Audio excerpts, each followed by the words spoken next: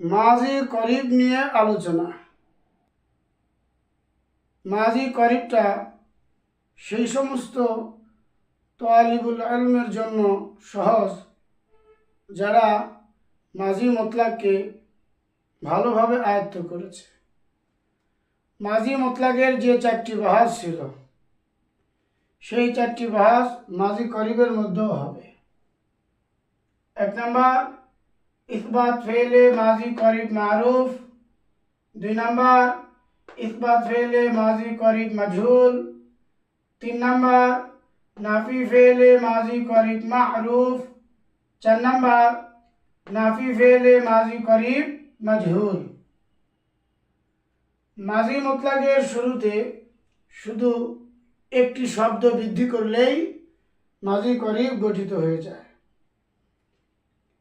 এখানে মাজি মুতলাকের উদাহরণ দেওয়া আছে। ফালা ফালা ফালু, ফালাত ফালাতা ফালনা, ফালতা ফালতুমা ফালতুম, ফালতি ফালতুমা ফালতুন্না, ফালতু ফালনা। এই যে 14টা সিগা মাজি মুতলাকের 1 নম্বর বাহাসের ইসবাত ফেলে মাজি মুতলাক মারুফের, এই 14টা সিগার শুরুতেই যদি আমরা কদ বৃদ্ধি করে দিই, এই যে 14টা সিগা,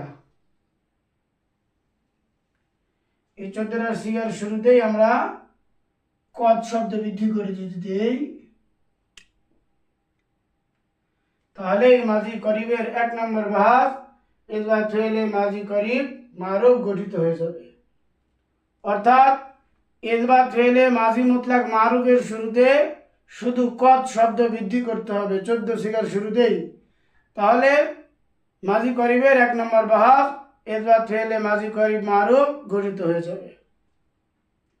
যেমন মাজি মুতলাকে ছিল ফালা, মাজি করিবে হবে কদ ফালা। মাজি মুতলাকে ছিল ফালা, মাজি করিবে হবে কদ ফালা। মাজি মুতলাকে ছিল ফালু, মাজি করিবে হবে কদ ফালু। এভাবে প্রত্যেকটি সিগার শুরুতে বৃদ্ধি করতে হবে। যাই হোক, মাজি করিবের 1 নম্বর বাহাস ইসবাত ফেলে মাজি করিব মারুফ।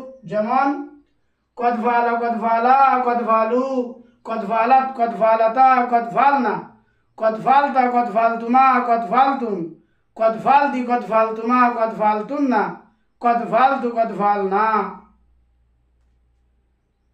এবার 2 নম্বর বাহাস মাজি করিবের যে 2 নম্বর বাহাস, সেটা মাজি মুতলাকের 2 নম্বর বাহাস থেকে তৈরি হবে। মাজি মুতলাকের 2 নম্বর বাহাস ছিল ইসবাত ফেলে মাজি মুতলাক মজহুল, সেটা ছিল ফুইলা। এই 14টি যে সিগা রয়েছে, ফুইলা ফুইলা ফুইলু, ফুইলাত ফুইলাতা ফুইলনা, ফুইলতা ফুইলতুমা ফুইলতুম, ফুইলতি ফুইলতুমা ফুইলতুন্না, ফুইলতু ফুইলনা, এটা তো হলো ইসবাত ফেলে মাজি মুতলাক মজহুল। এই ইসবাত ফেলে মাজি মুতলাক মজহুলের শুরুতে যদি আমরা কদ শব্দ বৃদ্ধি করে দিই, তাহলে ইসবাত ফেলে মাজি করিব মজহুল গঠিত হয়ে যাবে। যেমন কদ ফুইলা কদ ফুইলা কদ ফুইলু, কদ ফুইলাত কদ ফুইলাতা কদ ফুইলনা, কদ ফুইলতা কদ ফুইলতুমা কদ ফুইলতুম, কদ ফুইলতি কদ ফুইলতুমা কদ ফুইলতুন্না, কদ ফুইলতু কদ ফুইলনা। এরপর হলো মাজি করিবের 3 নম্বর বাহাস নাফি ফেলে মাজি করিব মারুফ। এটাও নাফি ফেলে মাজি মুতলাক মারুফ থেকে গঠিত হবে। নাফি ফেলে মাজি মুতলাক মারুফ ছিল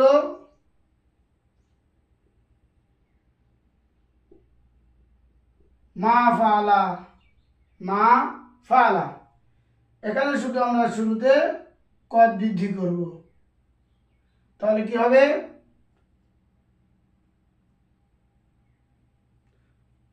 কদ মা ফালা কদ মা ফালা কদ মা ফালু, কদ মা ফালাত কদ মা ফালাতা কদ মা ফালনা, কদ মা ফালতা কদ মা ফালতুমা কদ মা ফালতুম, কদ মা ফালতি কদ মা ফালতুমা কদ মা ফালতুন্না, কদ মা ফালতু কদ মা ফালনা।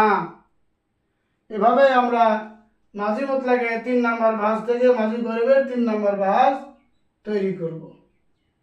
4 নাম্বার একই রকম কথা, মাঝি মুতলাকের 4 নাম্বার ভাঁজ থেকে আমরা মাঝি গরিবের 4 নাম্বার ভাঁজ তৈরি করব। নাফি ফেলে মাঝি গরিব মাজহুল। নাফি ফেলে মাঝি মুতলাক মাজহুল কি ছিল? মাফইলা। আমরা শুধু এখানে কদ বৃদ্ধি করে দেব, তাহলে কি হবে? কদ মাফইলা, কদ মাফইলা, কদ মাফইলু, কদ মাফইলাত, কদ মাফইলাতা, কদ মাফইলনা, কদ মাফইলতা, কদ মাফইলতুমা, কদ মাফইলতুম, কদ মাফইলতি, কদ মাফইলতুমা, কদ মাফইলতুন্না, কদ মাফইলতু, কদ মাফইলনা। আমরা যদি সহজে বুঝতে চাই তাহলে মাঝি মুতলাকের যে 4টি ভাঁজ ছিল সেই 4টি ভাঁজ হুবহু ঠিক রেখে তার শুরুতে শুধু আমরা কদ বৃদ্ধি করব। 14টি সিগার শুরুতেই কদ বৃদ্ধি করব, তাহলে এই মাঝি করিবেরও 4টি ভাঁজ গঠিত হয়ে যাবে।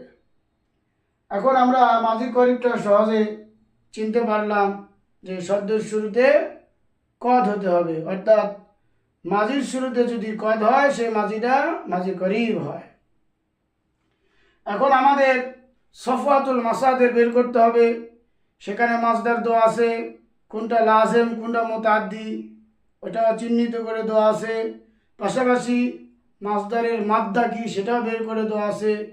এরপরে আমরা যদি মাসদারটা মুতাআদ্দি হয় 4টি ভাঁজেরই গর্দান দেব, আর যদি মাসদারটা লাজিম হয় তাহলে আমরা শুধু 2টার গর্দান দেব। এই 1 নম্বর মারুফ আর 3 নম্বর মারুফ, এই মাজহুলগুলো বাদ যাবে, কারণ লাজমের মাজহুল হয় না।